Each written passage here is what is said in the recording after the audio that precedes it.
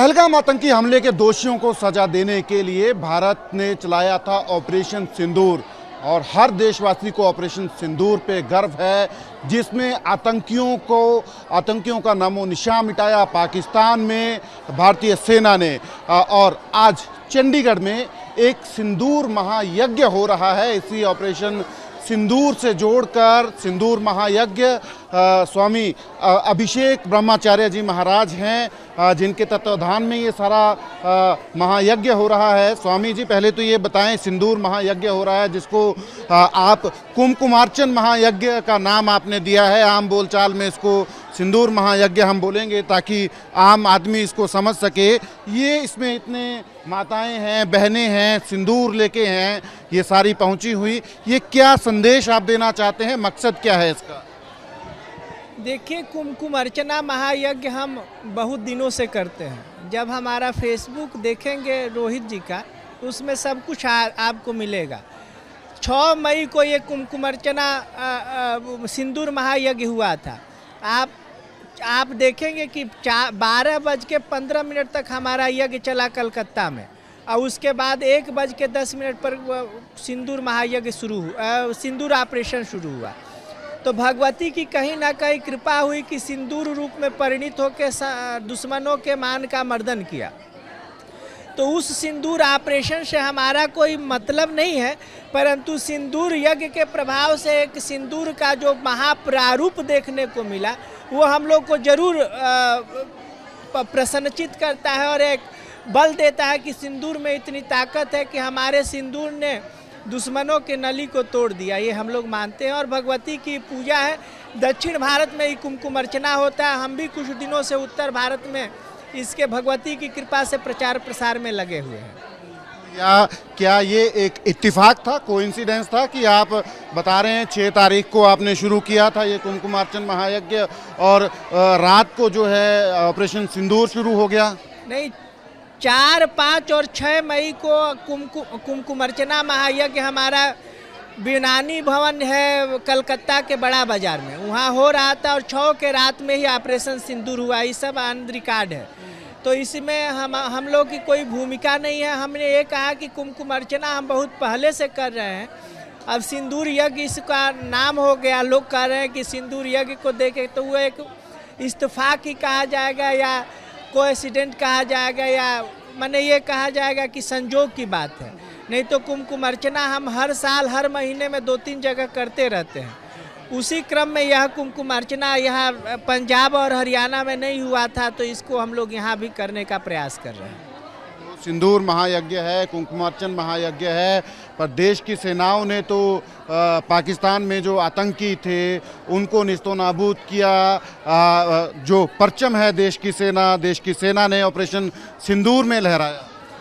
सिंदूर की ताकत को पूरे विश्व ने देखा और सिंदूर यज्ञ का महाप्रसाद ये हुआ कि सिंदूर ऑपरेशन करके जो पहलगाम के दोषी थे उनको करारा जवाब दे दिया गया। पाकिस्तान अपने घुटने पर आया।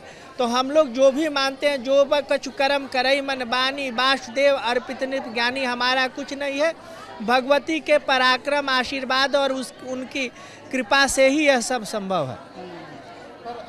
पाकिस्तान जो है, पाकिस्तान बाज नहीं आ रहा है। स्वामी जी, आपने सुना होगा पाकिस्तान के सेनाध्यक्ष अभी गए थे अमेरिका, परमाणु हमले की धमकी दे रहे हैं। कहते हैं अगर हम डूबते हैं तो आधी दुनिया को डुबो देंगे। पाकिस्तान के सेनाध्यक्ष, अगर आपने उनके बयान सुने होंगे, पढ़े होंगे, तो पाकिस्तान तो उन हरकतों से बाज नहीं आ रहा है। आज भी सेना का एक जवान शहीद हुआ है आतंकियों से लोहा लेते हुए। पिछले दिनों भी आतंकियों से लोहा लेते हुए देश के जवान शहीद हो। पाकिस्तान तो अपनी हरकतों से बाज नहीं आ रहा है।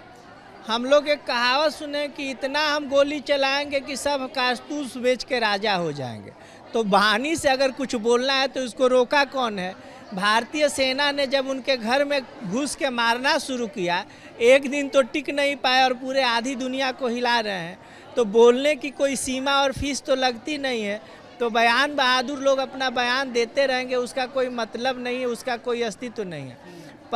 पाकिस्तान निस्ते नाबूद हो चुका है। अर्थव्यवस्था और सामाजिक व्यवस्थाओं से उसका कोई मतलब नहीं है। कुछ दिन में मोदी जी उसको 2 भाग में बांट भी देंगे। तो जहाँ टूटा जो अपाहिज है, जो जिसके पास दम नहीं रहे, वो बिलबिलाने के अलावा तो कुछ कर नहीं सकता है।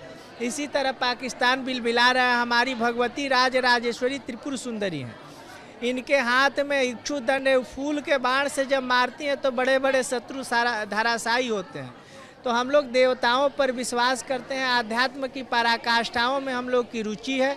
अब उन क्या वो बिलबिला रहा है, क्या कर रहे हैं, उससे हम लोग को कोई मतलब नहीं है। देश की सेनाओं ने तो परचम लहराया ऑपरेशन सिंदूर में, पर राजनीति बहुत हो रही है।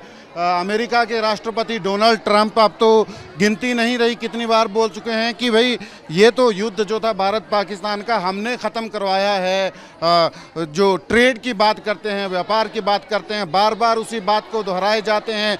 देश में विपक्षी पार्टियां भी पूछ रही हैं कि सरकार जवाब दे कि डोनाल्ड ट्रंप ने ये युद्ध रुकवाया क्या। एक छोटा राज्य देश है यूक्रेन, वहाँ का राष्ट्रपति गया, उनको गाली दे के उनके घर से निकल गया। तो उसको तो रोकने की ताकत डोनाल्ड ट्रंप को थी नहीं। अब वो चले हैं इंडिया को डिक्टेट करने। इंडिया किसी के पीछे नहीं रहा है, भारत किसी के पीछे नहीं रहा है, बल्कि भारत के पीछे दुनिया रहा है। तो भारतीय सेना और भारतीय लोग अपने स्वविवेक से निर्णय लेते हैं, और विपक्षियों का काम है बातल भूत विभस्मत वाले ते नहीं बोले वचन विचारे, जिनकृत महामोह मद पाना तिनकर कहा करिए नहीं कहना। जो भांग खा लेता है चाहे शराब पी लेता है, तो उसके बाद का कितना करेंगे, हमको गाली देगा, कल आपको गाली देगा, तो देता रहे। विपक्ष का काम है कुछ कुछ बोलता रहेगा, क्या करना है। एक स्वामी जी आजकल बड़ा, अगर आप जो जियो पॉलिटिक्स है उसको भी आप देखते हैं, आप बड़े भक्तों के साथ अपने होते हैं। अमेरिका ने टैरिफ लगा दिया, एक तरफ बार बार बोले जा रहे हैं कि युद्ध रुकवा दिया, अब भारत को जो है वो टैरिफ लगाने की बात कर रहे हैं। 25% लगा दिया, 25 और लगा देंगे। तो ये सारे उसको कैसे देख रहे हैं। जब अटल बिहारी वाजपेयी ने परमाणु परीक्षण किया था, उस समय भी बहुत प्रतिबंध लगाया था अमेरिका। लगाने के बाद हम लोग कहीं झुके नहीं, न कहीं टूटे। तो हम लोग उन लोग का काम है अपना टैरिफ लगाते रहे, हम लोग अपना टैरिफ अपने आप भरते रहेंगे। हम पाकिस्तान के कृपा से थोड़े जी रहे हैं, हम भगवान के कृपा से जी रहे हैं।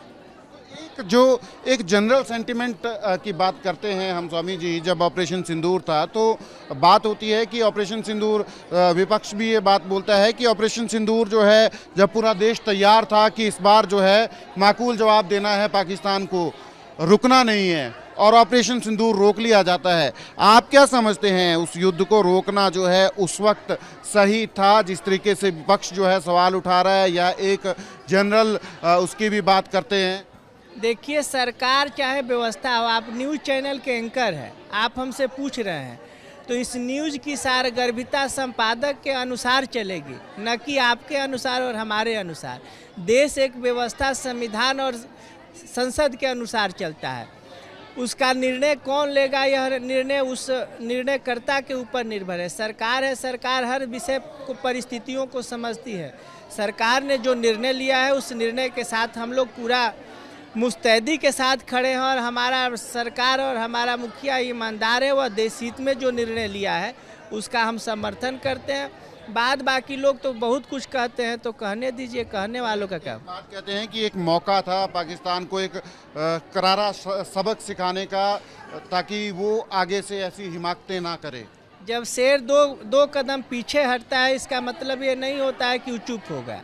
जब आगे होता है तो पीछे जाके और झपट के ले आता है। अभी अवसर चुका कहाँ है। अभी आप ही कह रहे हैं कि कौन बिलबिला रहा है। अवसर बहुत मिलेगा, अवसर स्वयं आके लोग देंगे, और स्वयं हम लोग को अवसर मिलेगा। अगर पाकिस्तान ऐसी हिमाकत करता है जैसा अब शुरू हुआ है, 3 जवान शहीद हो गए हैं, 2-1 आतंकी हमले में, एक आज सुबह ही शहीद हुए हैं। अगर अब ऐसी परिस्थिति बनती है इस तरह की, तो हम भारतीय सेना का तमाम जो बहादुरी है उसको सेलिब्रेट कर रहे हैं, पर आपको लगता है कि अब क्या करना चाहिए अगर ऐसी परिस्थिति अब दोबारा उत्पन्न होती है। ऐसी स्थिति जब दोबारा होगी तो उस समय के निर्णय के अनुसार हम लोग के सरकार में इतनी क्षमता है, सेना में इतनी क्षमता है कि उसका तिगुना जवाब दे के आएगा। ऑपरेशन सिंदूर की जो सफलता है उसके ऊपर पूरा देश गर्व कर रहा है। और यहाँ भी अभिषेक ब्रह्मचार्य जी महाराज चंडीगढ़ में जो है एक कुमकुमार्चन महायज्ञ, जिसको साधारण भाषा में कहेंगे तो सिंदूर महायज्ञ जो है वो कर रहे हैं। हालांकि बता रहे हैं कि इसकी शुरुआत इन्होंने ऑपरेशन सिंदूर के शुरू होने से पहले ही कर दी थी और इसको एक कोइंसिडेंस कहेंगे कि जो पहलगाम आतंकी हमला है उसके जवाब में भारत ने जो ऑपरेशन सिंदूर चलाया उससे 3-4 दिन पहले ही इन्होंने अपना ये कुमकुमार्चन महायज्ञ जो है वो शुरू कर दिया था। कैमरा पर्सन अमित शर्मा के साथ सचिन कुमार, AP न्यूज़, चंडीगढ़।